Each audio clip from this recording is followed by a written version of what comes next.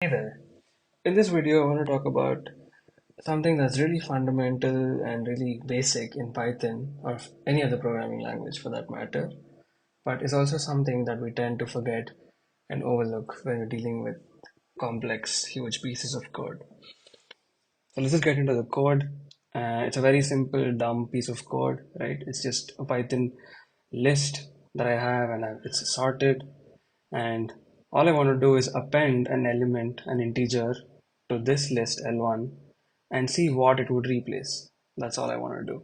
I have a very simple, very dumb, not at all efficient uh, piece of code here that does it.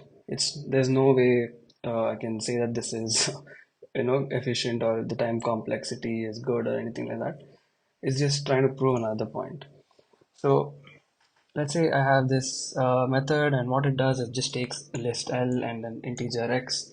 And what I'm doing here is, since I'm appending, right? Since what I want to do is append, all I'm doing is creating another sort of working temp list that copies the contents of the list that I received.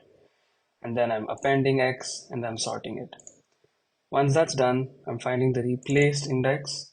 Basically, as the index of X in the new ltemp list, and that would give me the index of X where it went, right? So here if I was let's say here, let's go to this example, right? So it's 450 here, and if I append it to the end, it would come here after 500. After sorting it, then it would come here.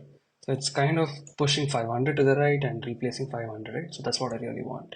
My answer that I'm expecting out of this method is 500, right? So replaced index would be the index it replaced, and I'm sending the element of that replaced index in the original list L that I sent to this method, right? That would be 500. Now, let's just run this, right? So this method is created. Now, I'm sending 450. So what do we expect here? 450 replacing 500, and the answer should be 500, right? But we see something else. So let me just call this method here. So I'm sending L1 and X. Let's see what it returns. 450 instead of 500, right? And the thing is, 450 was not even there in L1. All I wanted to know was in L1 what it replaced, and it's saying 450, but it never had 450 in the first place. So what's going on here, right? Let's just simulate this code. So I have ltemp. Let's just recreate this so that we start from the beginning. So there's L1 has 5 elements and X has 450. So I just create ltemp as another list. L1, I'm having the contents of L1, ltemp append, and ltemp sort. Let's just do this. Now you see ltemp, it has 450 and 500. 500 being replaced by 450. But if I look at L1, right, which is the original list that I thought that I copied, but what does it have? It's the same as ltemp. So this is a very basic fundamental concept that's in any programming language. It's called pass by value or pass by reference. So when you say ltemp equal to L1, what Python is doing is it's basically pointing, or this ltemp variable is pointing to the same object as L1 in memory.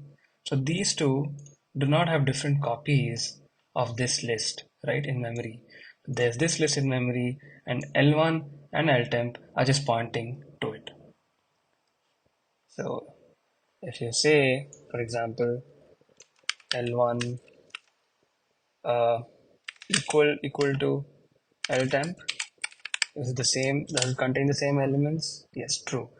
But the real way of knowing if it's the same object is by using the keyword is, right? So ltemp is, L1 is ltemp would say true. That means it's the same exact object. So when when you call this method and send L1, all it's doing is it's pointing this L here is basically the same as L1. It's pointing to the same object in memory, and consequently, L temp would also have would basically point to the same object, and you're just manipulating with the same singular sort of list object in memory.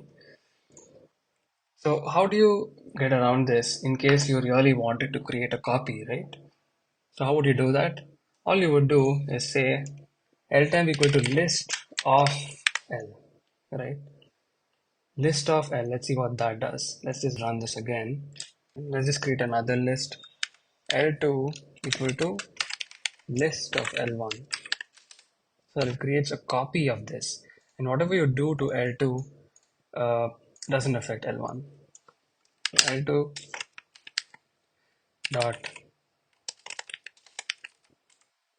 let me just clear this, dot append 450 in this case, clear this,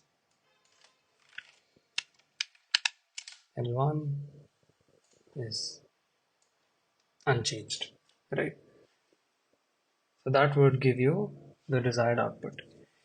So that's it, guys. That's it for this video. I hope this small reminder of what pass by value and pass by reference is was helpful.